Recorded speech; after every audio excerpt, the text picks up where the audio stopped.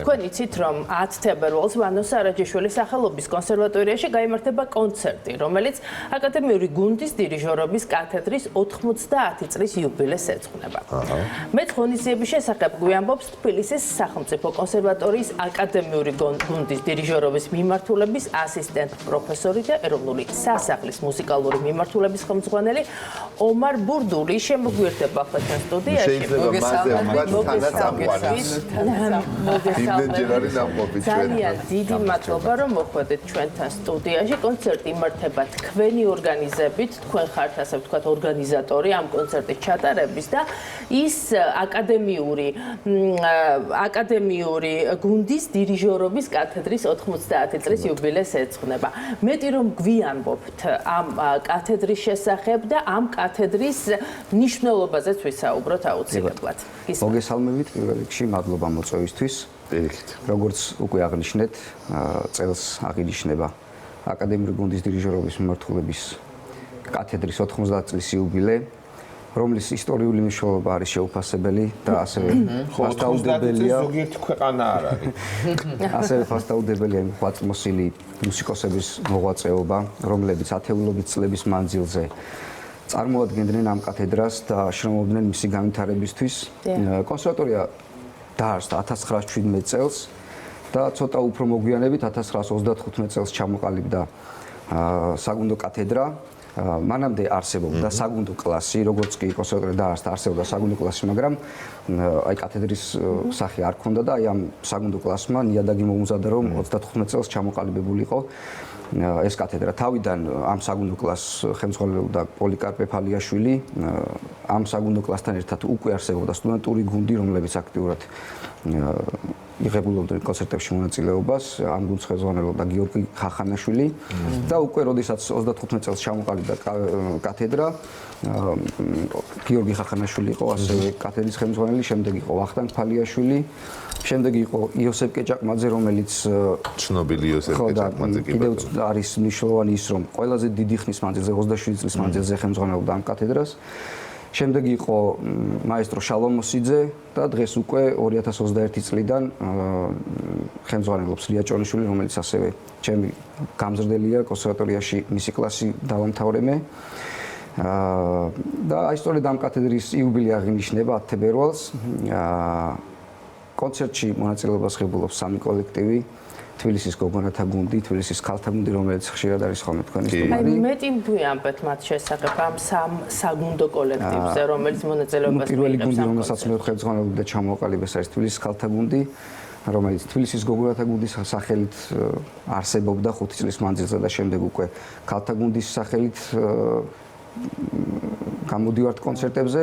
შემდეგ რომ არ დაკარგულიყო ეს სახელი თბილისის გოგონათა გუნდი, გადავწყვიტე რომ მეორე თაობა შექმნილიყო და უკვე 3 წელია ისინიც მიიღებენ მონაწილეობას და უკვე თან მნიშვნელოვანი ფაქტი, რაც არის ამ კონცერტთან დაკავშირებული, სასახლეში, ეროვნულ სასახლეში ჩამოყალიბდა ახალგაზრდული კაპელა, რომლის დებიუტი შედგება ოქტომბერში 24 წლის ოქტომბერში კი რამდენიმე თვეა და არ შეიძლება არ აღვნიშნო დღევანდელი კულტურის მინისტრი, რომელიც ჯერ სასახლის დირექტორი იყო, მისი სურვილით და მხარდაჭერით ჩამოყალიბდა ეს კოლექტივი და მინდა რომ მადლობა გადაუხადო და დავკვირდე რომ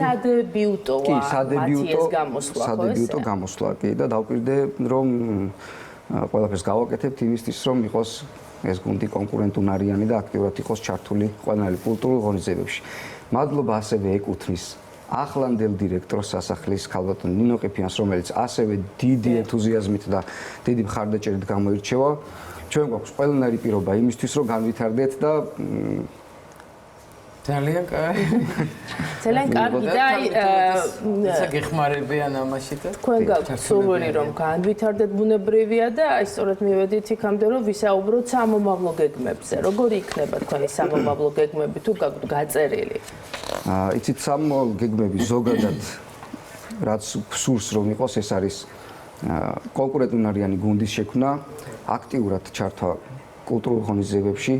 რაც უკვე დაგეგმილი გვაქვს, ეს არის ეს კონცერტი, რომელიც 10 თებერვალს ჩატარდება კონსერვატორიის მცირედ დარბაზში და ასევე მადლობა კონსერვატორიის ხელმძღვანელობას, ადმინისტრაციას, რომ მოგცეს საშუალება, რომ მცირედ დარბაზში ჩაგვეტარებინა ეს ღონისძიება.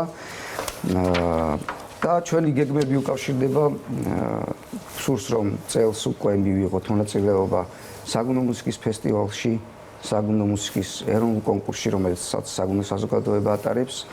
და კიდევ ერთი არ მინდა რომ გამურჩეს, ჩვენთვის პატივია რომ ამ ღონისძიებას ასე ვთქვათ ხსნით ამ საიუბილეო წელს და დაგეგმილი რა თქმა უნდა აქვს კონსერვატორიას და საგუნდო კათედრას მთელი წლის განმავლობაში უფრო მასშტაბური ღონისძიებებიც და დაელოდეთ სიახლეებს მთელი წლის განმავლობაში იქნება კონცერტების სერია, რომელიც მიეძღვნება ამ თარიღს. ჩვენ მიჩვეული ვართ თქვენგან სიახლეებს.